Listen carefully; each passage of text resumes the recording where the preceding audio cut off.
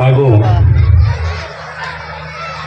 ಇವತ್ತಿನ ಮಹತ್ತರವಾದ ಕಾರ್ಯಕ್ರಮ ಮೂಡಿಬರಲು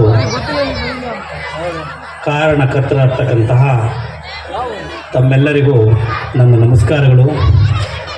ನಾನಾದರೂ ಮಾಜಿ ಯೋಧ, ನನಗಿಷ್ಟೇ ಗೊತ್ತು, ಭಾರತ ದೇಶದ ವಿರುದ್ಧ ಯಾರಾದರೂ ಶತ್ರುಗಳು ಎದುರಿಗೆ ನಿಂತು ನಾವು ನಿಮಗೆ ಭೇದಿಸಲು ಬಂದಿದ್ದೀವಿ ಅಂದರೆ ಅವರ ಮುಂಡವನ್ನು ಛಿದ್ರ ಮಾಡುವುದೇ ಮಾತ್ರ ಗೊತ್ತು, ಮಾತನಾಡುವುದು ಗೊತ್ತಿಲ್ಲ. ಇಲ್ಲಿನ ಕಾರ್ಯಕ್ರಮ ಆಲ್ರೆಡಿ ಹಲವಾರು ಕಾರಣದಿಂದ ಲೇಟಾಗಿದೆ. ಸೊ ನಾನು ಹೆಚ್ಚಿನದಾಗಿ ಏನು ಹೇಳೋಕ್ಕೆ ಇಷ್ಟಪಡೋದಿಲ್ಲ.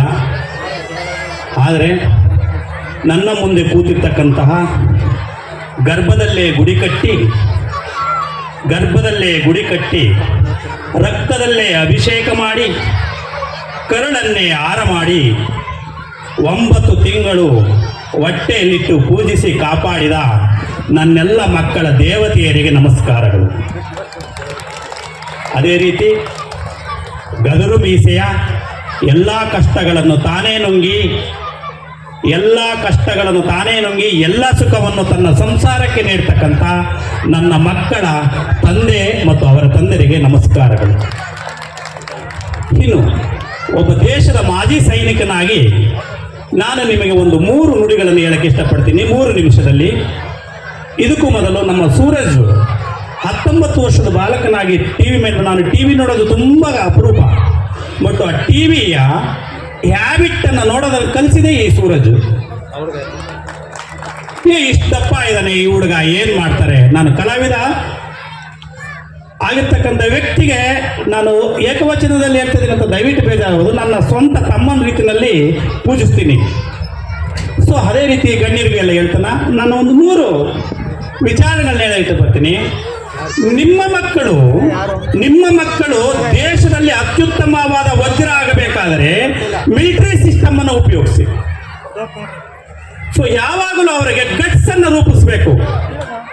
ಸೊ ಯಾವಾಗಲೂ ಮಗುಗೆ ನೀನು ಮಾಡ್ತೀಯಾ, ನಿನ್ನಲ್ಲಿ ಶಕ್ತಿ ಇದೆ, ನಿನಗೂ 2 ಕಾಲಿದಾವೆ, ನಿನಗೂ 2 ಕಣ್ಣಿದಾವೆ, ನಿನಗೂ ಒಂದು ಬಾಯಿ ಇದೆ, ನೀನು ಮಾಡೇ ಮಾಡ್ತೀಯಾ, ನೀನು ನನ್ನ ಮಗ, ನೀನು ಮಾಡು ಅಂತ ಹೇಳ್ತಕ್ಕಂಥ ಧೈರ್ಯವನ್ನು ಅವ್ರಿಗೆ ತುಂಬಿದರೆ ಆ ಮಗು ನಿಮ್ಮ ಮುಂದೆ ಸ್ಟ್ರೆಂತ್ ಆಗಿ ನಿಲ್ಲುತ್ತೆ. ಇದಕ್ಕೆ ಒಂದು ಸಣ್ಣ ಉದಾಹರಣೆ ಹೇಳ್ತೀನಿ. ನಮ್ಮಲ್ಲಿ ನಿಮ್ಯಾರಾಮ್ ಅಂತ ಒಬ್ಬ ಕಾನ್ಸ್ಟೇಬಲ್ ಸಿಪಾಯಿ ಇದ್ರು. ಅವನಿಗೆ ಬಾರ್ಡ್ರಲ್ಲಿ ಗೋಲಿ ಬಿದ್ದಾಗ ಕರಳು ಹೊರಗಡೆ ಬಂದಿದ್ದು. ಆ ಕರಳನ್ನ ಒಂದು ಪಾಲಿಥಿನ್ ಬಾಕ್ಸ್ ಅಲ್ಲಿ ಹಾಕೊಂಡು ಸೊ ಅವನ ಸಮೇತ ಕರಳುಗೊಂಡು ಹಾಸ್ಪಿಟ್ಲಿಗೆ ಅಡ್ಮಿಟ್ ಮಾಡಿದಾಗ ಅವನು ಅನ್ಎಕ್ಸ್ಪೆಕ್ಟೆಡ್ ಆಗಿ ಆ ಡಾಕ್ಟರ್ ಪರಿಶ್ರಮದಿಂದ, ಆ ನರ್ಸ್ಗಳ ಪರಿಶ್ರಮದಿಂದ ಉಸಿರಾಡೋದಕ್ಕೆ ಸ್ಟಾರ್ಟ್ ಉಳ್ಕೊಂಡ. ಆಗ ಅವ್ರ ಕಮಾಂಡೆಂಟ್ ಡಾಕ್ಟರ್ಗೆ ಫೋನ್ ಮಾಡಿದ್ರು, ಕೈಸೆ ಹೇ ಅಮರ ನಿಂಬಾರಾಮ್, ನಮ್ಮ ನಿಂಬರಾಮ್ ಹೇಗಿದ್ದಾನೆ ಅಂತ ಕೇಳಿದಾಗ ಡಾಕ್ಟ್ರು ಎದುರ್ಕೊಂಡ್ರು. ಅಂದ್ರೆ ಮಿಲಿಟರಿಯಲ್ಲಿ ಅಷ್ಟು ಸಿಸ್ಟಮ್ ಇರುತ್ತೆ. ನರ್ಸ್ಗೆ ಕೂಡ ಅಂದ್ರು, ನರ್ಸು ಓಡೋಗ್ಬಿಟ್ಲು. ನಿಂಬಾರಾಮ್ ಕೂದೇದೋ ಅಂದ್ರು, ಅವನಿಗೆ ಕೊಟ್ರು. ಸರ್ ನಿಂಬಾರಾಮ ಅನ್ಕಾನ್ಸಿಯಸ್, ಮಾತಾಡಲ್ಲ ಅಂತ ಹೇಳಿದಾಗ ನಾನು ಹೇಳ್ತಾ ಇದ್ದೀನಿ, ನನ್ನ ಸಿಪಾಯಿ ಮಾತಾಡ್ತಾನೆ, ನೀನು ಅವ್ರಿಗೆ ಕೊಡೋ ಅಂತ ಹೇಳಿದಾಗ ನರ್ಸ್ ಎದ್ಕೊಂಡು ಕೊಟ್ರು. ಕೈಸಾ ಹೇ ನಿಂಬಾರಾಮ ಅಂತ ಜೋರಾಗಿ ಕೇಳಿದಾಗ ಆ ನಿಂಬಾರಾಮ್ ಹೇಳ್ದ, ಮೇ ಟೀಕು ಸರ್, ನಾನು ಚೆನ್ನಾಗಿದ್ದೀನಿ, ನನ್ನ ಜೊತೆಗಿದ್ದಾರೆ 8 ಜನ ಹೆಂಗಿದ್ದಾರೆ ಅಂತ. ಅದು ನಿಮ್ಮ ತಂದೆ ತಾಯಿಗಳಲ್ಲಿ ಬರಬೇಕು. ಮಕ್ಕಳ ನಿಂಬಾರಾಮ್ ತರನ್ನ ಎಬ್ಬರಿಸ್ಬೇಕು ನೀವು. ಆಗ ಈ ಇಂಡಿಯನ್ ಪಿಕ್ಚರ್ ಸ್ಕೂಲ್ನಲ್ಲಿ ಬೆಳತಕ್ಕಂಥ ಹುಡುಗರು ಪ್ರಜ್ವಲವಾಗಿ ಮುಂದೆ ಬರ್ತಾರೆ.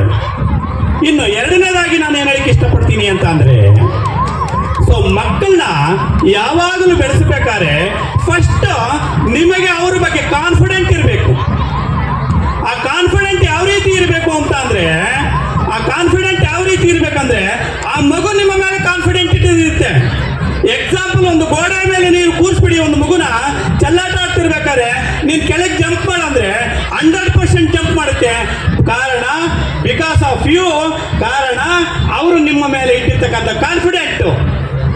ವಿಪರ್ಯಾಸ ಏನಂದ್ರೆ, ಮಕ್ಕಳು ನಿಮ್ಮ ಮೇಲೆ ಕಾನ್ಫಿಡೆಂಟ್ ಇಟ್ಟಿರ್ತಾರೆ, ಆದ್ರೆ ನೀವು ಅವ್ರ ಮೇಲೆ ಕಾನ್ಫಿಡೆಂಟ್ ಇಟ್ಟಿರೋದಿಲ್ಲ. ಆ ಕಾನ್ಫಿಡೆಂಟ್ ಅನ್ನ ದಯವಿಟ್ಟು ನೀವು ರೂಪಿಸ್ಕೋಬೇಕು ಅಂತ ಹೇಳ್ಬಿಟ್ಟು ನಾನು ನಿಮ್ಮಲ್ಲಿ ಕೇಳ್ಕೊಳ್ತೀನಿ. ಇನ್ನು 3ನೇ ಅಂಶ ಏನಂದ್ರೆ, ಯಾವಾಗ್ಲೂ ಕಾಕಚೇಷ್ಟ ಭಗೋದ್ಯಾನ, ಅಲ್ಪಹಾರಿ, ಶ್ವಾನನಿದ್ರ, ಗೃಹತ್ಯಾಗಿ ಇತಿ ಪಂಚಲಕ್ಷಣಂ ವಿದ್ಯಾರ್ಥಿ ಲಕ್ಷಣಂ ಅನ್ನಂಗಿರ್ಬೇಕು. ಅಂದ್ರೆ ಒಂದು ಕಾಗೆ ಇಡೀ ಪಕ್ಷಿಗಳಲ್ಲಿ ಮನುಷ್ಯನ ಹಾವಭಾವಗಳನ್ನು ಗುರುತಿಸೋದು, ಮನುಷ್ಯನ ಸಾವನ್ನು ಗುರುತಿಸ್ತಕ್ಕಂಥದ್ದು ಏನಾದರೂ ಒಬ್ಬ ವ್ಯಕ್ತಿ ಇದೆ ಅಂತ ಅಂದ್ರೆ ಅದು ಕಾಗೆಗೆ ಮಾತ್ರ. ಆ ಕಾಗೆ ಯಾವ ರೀತಿ ಪ್ರಯತ್ನ ಪಟ್ಟು ಉತ್ಸಾಹದಾಯಕವಾಗಿತ್ತು ಹಾಗೆ ಮಕ್ಕಳನ್ನ ಬೆಳೆಸಬೇಕು. ಇನ್ನು ಎರಡನೆಯದಾಗಿ ಭಗೋದ್ಯಾನ. ಕೊಕ್ಕರೆ ನೋಡಿದ್ರೆ ಇಲ್ವೋ, ಒಂಟಿ ಕಾಲಲ್ಲಿ ನಿಂತುಕೊಂಡು ಅದು ಧ್ಯಾನವನ್ನು ಮಾಡುತ್ತಾ ತನ್ನ ಬೇಟೆಯನ್ನಾಡುತ್ತೆ. ಆ ರೀತಿ ಇರಬೇಕು. ಇನ್ನ ಇದಕ್ಕೂ ಮೊದಲು ನಮ್ಮ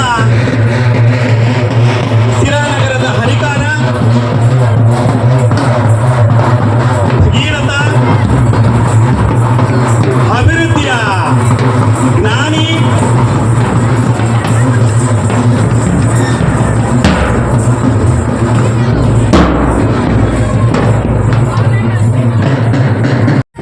ಕಾಕಚೇಷ್ಟ, ಭಗವದ್ಗೀತ ಯಾವ ಯಾವ ಹಣ ಸಿರಾನಗರಕ್ಕೆ ಬರಲು ಸಾಧ್ಯ ಎಂದು ಯಾವಾಗಲೂ ಭಗವದ್ಧ್ಯಾನವನ್ನು ಮಾಡಿ ಆ ಇಡೀ ಫಂಡನ್ನು ಸಿರಾನಗರಕ್ಕೆ ತರ್ತಕ್ಕಂಥ ಏಕೈಕ ಶಾಸಕ ಅಂತ ಯಾರಾದರೂ ಇದೆ ನಮ್ಮ ಶ್ರೀಮಾನ್ ಶ್ರೀ ಜಯಚಂದ್ರ ಸಾಹೇಬ್ರವರು. ಅಂತ ಮಹಾನ್ ವ್ಯಕ್ತಿ ಅವರು ಬಂದಿದ್ದಾರೆ. ಬಲರಾಮ್ ಅವರ ಅನುಪಸ್ಥಿತಿಯಲ್ಲಿ ಅವರಿಗೂ ಸಮೇತ ನಿಮ್ಮೆಲ್ಲರ ಪರವಾಗಿ ಸ್ವಾಗತವನ್ನ ಬಯಸ್ತೇನೆ. ಇನ್ನು ನಾವೊಂದು ಚಿಟಕನ್ನ ಮುಗಿಸಲಿಕ್ಕೆ ಇಷ್ಟಪಡ್ತಿದ್ದೀನಿ. ಭಗವದ್ ಕಲಿಸ್ಬೇಕು, ಕಾನ್ಸಂಟ್ರೇಷನ್ ಕಲಿಸ್ಬೇಕು. ಆ ಕೊಕ್ಕರೆ ಯಾವ ರೀತಿ ಆ ನದಿಯಲ್ಲಿ ಅಥವಾ ಕೆರೆಯಲ್ಲಿ ನಿಂತು ಆ ಒಂದೇ ಕಾನ್ಸಂಟ್ರೇಷನ್ ಮೈಂಡ್ ಅಲ್ಲಿ ಇದ್ದು ಅದನ್ನ ಎತ್ಕೊಳ್ಳುತ್ತೋ ಅದಿರಬೇಕು. ಇನ್ನು ಅಲ್ಪಹಾರಿ ಮಗುಗೆ ಏನ್ ಮಾಡ್ತೀರಾ ಅಂತಂದ್ರೆ ನೀವು ಮೂರ್ ಬಾಕ್ಸ್ ಅಲ್ಲಿ ಹಾಕಿ ಕಳಿಸ್ತೀರಾ. ತಿನ್ನು ಸ್ನ್ಯಾಕ್ಸು, ಊಟ, ಆಳ ಮೂಳ ಎಲ್ಲ. ತಿರುಗಿ ಮನೆಗೆ ಹೋದ ತಕ್ಷಣ ಹಾಲು ಕುಡಿತೀಯ ಮಗನೇ, ಬಿಸ್ಕೆಟ್ ತಿಂತೀಯ. ಅದಾದ್ಮೇಲೆ 2 ಹೊಡಿತೀರಾ, ಹೋಮ್ವರ್ಕ್ ಆಗ್ಲಿಲ್ಲ, ಅವಾಗ ಲಂಚ ಕೊಡ್ತೀರಾ, ಕೇಕ್ ತಾನು ಬಾ ಅಂತ ಹೇಳ್ಬಿಟ್ಟು. ಅದಾದ್ಮೇಲೆ ಹಾಲು ಕುಡಿ ಅಂತೀರಾ. ನಿಮ್ ಜೊತೆಗೆ ಊಟ ಮಾಡ್ಲಿಲ್ಲ ಅಂತ ಶುರುವಾಗುತ್ತೆ. ರೀ ಯಾಕೋ ಪಾಪು ಊಟ ಮಾಡ್ತಾ ಇಲ್ಲ ಕಣ್ರಿ, ಹಾಸ್ಪಿಟ್ಲಿಗೆ ಹೋಗೋಣ ಅರ್ಜೆಂಟ್ ಅಂತ. ಹಾಸ್ಪಿಟ್ಲಿಗೆ ಹೋಗಿ ಹೇಳ್ತೀರಾ, ಏನ್ ಹೇಳ್ತೀರಿ, ಸರ್ ಯಾಕೆ ನಮ್ಮ ಮಗು ಊಟ ಮಾಡ್ತೀರಿ, ಇನ್ನೆಲ್ಲಿ ಊಟ ಮಾಡ್ತದೆ, ಎಲ್ಲ ಚೆನ್ನಾಗಿ ಕೂರ್ಬಿಟ್ಟಿರ್ತೀರ ಅಲ್ಲೇನೆ. ಸೊ ಹಾಗಾಗಿ ಆ ಮಗುಗೆ ಅಲ್ಪಹಾರಿ ಮಾಡಬೇಕು. ಇನ್ನು ಗೃಹತ್ಯಾಗಿ, ನೀವು ಧಾರಾವಾಹಿ ನೋಡಿ ನಮಗೆ ಚಿಂತೆ ಇಲ್ಲ, ಟಿವಿ ನೋಡಿ ನಮಗೆ ಚಿಂತೆ ಇಲ್ಲ, ಬರೀ ಸೂರಜ್ ಕಾಮಿಡಿ ನೋಡಿ ನಮಗೆ ಚಿಂತೆ ಇಲ್ಲ. ಆದ್ರೆ ಮಗುಗೂ ಮಾತ್ರ ಗೃಹತ್ಯಾಗಿ ಮಾಡಬೇಕು. ಆ ಮನೆಯ ಜಂಜಟ್ಟಗಳಿರಬಾರ್ದು. ಆ ಮಗು ಆ ಕಡೆ ಕೂತ್ಬೇಕು. ಕೊನೆಗೆ ಒಂದು ಮಾತು ಹೇಳಕ್ ಇಷ್ಟಪಡ್ತೀನಿ. ನೀವೇನಾದ್ರೂ ಎವೆರೆಡೆ 6-3-18 ನಿಮಿಷ ನಿಮ್ಮ ಮಗು ಜೊತೆಗೆ ನೀವು ಕೂತಿದ್ದೀರಿ ಅಂತಂದ್ರೆ ನಿಮ್ಮ ಮಗು ಭಾರತ ದೇಶದ ವಜ್ರಾಗದಲ್ಲಿ 2 ಮಾತಿಲ್ಲ ಅಂತ ಹೇಳಕ್ ಇಷ್ಟಪಡ್ತೀನಿ. ನಾನು ಈ 2 ಮಾತುಗಳನ್ನು ಹೇಳ್ತಾ ನನ್ನ ಈ ಒಂದು ಕಾರ್ಯಕ್ರಮಕ್ಕೆ ಆಗಮಿಸಿ ಈ ಒಂದು ಮೈಕನ್ನು ಕೊಟ್ಟಿದ್ದಕ್ಕೆ ಸ್ವಾಗತಿಸ್ತಾ ಅವರಿಗೆ